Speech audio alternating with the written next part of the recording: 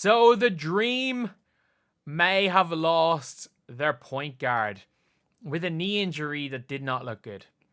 It did not look good at all what happened to Jordan Canada today.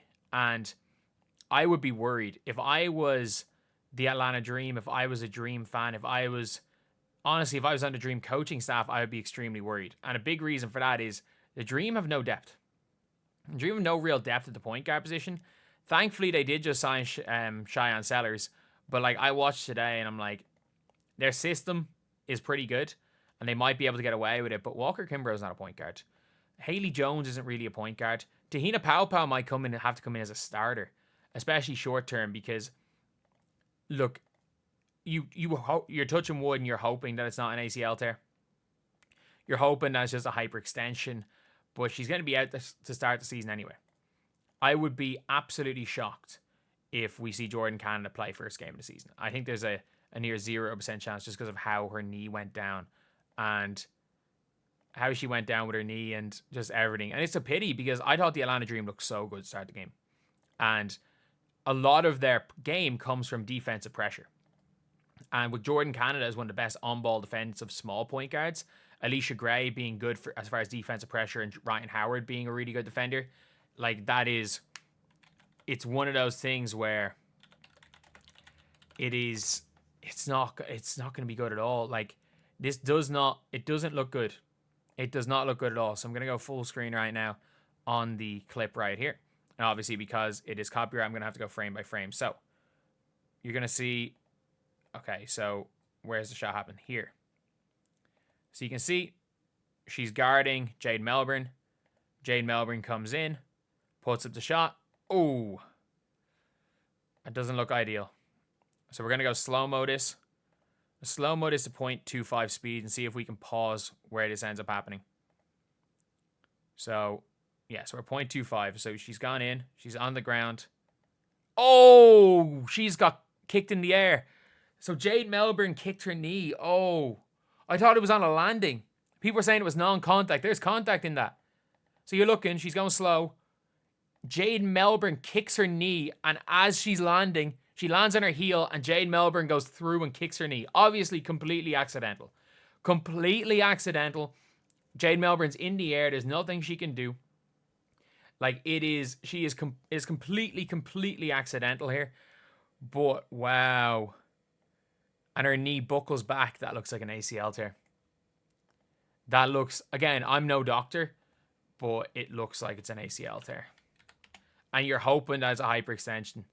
But, like, knees don't normally bend like that.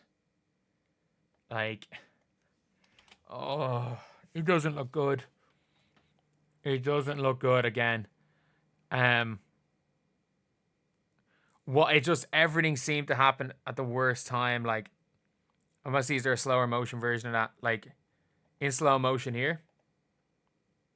You guys will be able to see it.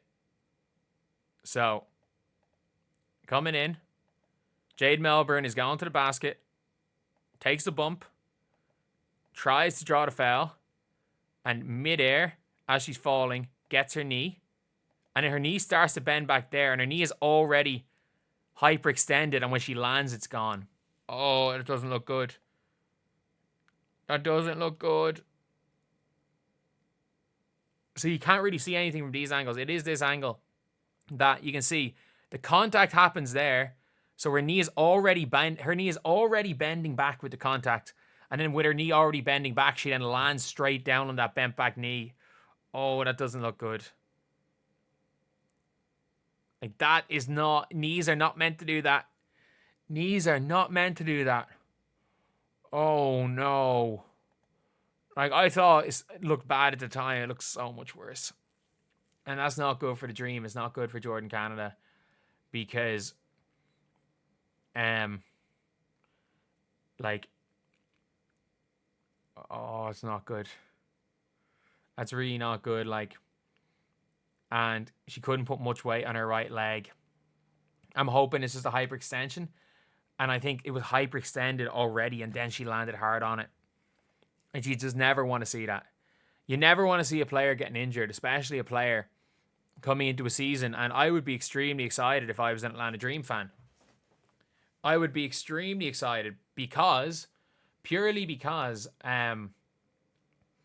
there's the system they're playing. Like, Carl Smesko seems like the real deal. Like, I think a lot of people are like talking about like a lot of his system, what his system would do with Brittany Griner and Bree Jones. They're all shooting threes. The system genuinely seems like it is the real deal. So I've got to be honest. If she ends up being healthy, you're hoping that it's a hyperextension. And you know an injury's bad when I'm saying you're hoping it's a meniscus tear. Because a minor meniscus tear, she could be back. She could be back this season. And with that being said, you're just kind of hoping that the Dream, it works out. It works out with them, because even if if she's gone, like, I don't know how good Cheyenne Sellers and Pau Pau are going to be at that point guard position. And her contract is already her contract's already been given. You can't write her contract off if she gets injured in preseason. So the Atlanta Dream were a team that I think you would be extremely excited for, even if she's out for 3-4 weeks, if she's out for a month. I'm not too worried if I'm the Dream, because she can come back. She missed quite a bit of time last season, and I think the team is in a much better position now than they were last season without her. I don't know. I would assume they're not going to get desperate. Like, they got desperate last year and brought in Crystal Dangerfield. I don't think they're going to get, like, desperate enough to start bringing in hardship contract players. But at the same time, even if they are desperate enough, if they're not desperate enough, not having a vet point guard in the team is a tough one. One thing I will say is that Pau Pau did look like a vet out there. She didn't do anything crazy, but I think Pau Pau is going to be a solid presence, and I think almost certainly her and Sellers make the team. I think it was a straight out shootout between one of the two, and I think even if she's healthy, or sorry, if she's not healthy, not out for the season, if it's not an ACL tear, I think that it could be okay. But yeah, it's not good.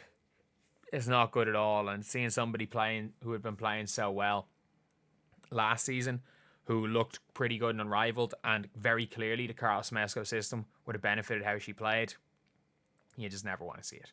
But anyway, yeah, that's the video. Let me know what you guys think in the comment section below. Whether you guys agree, whether you guys disagree. And as always, thank you guys for watching. Please like, comment, and subscribe.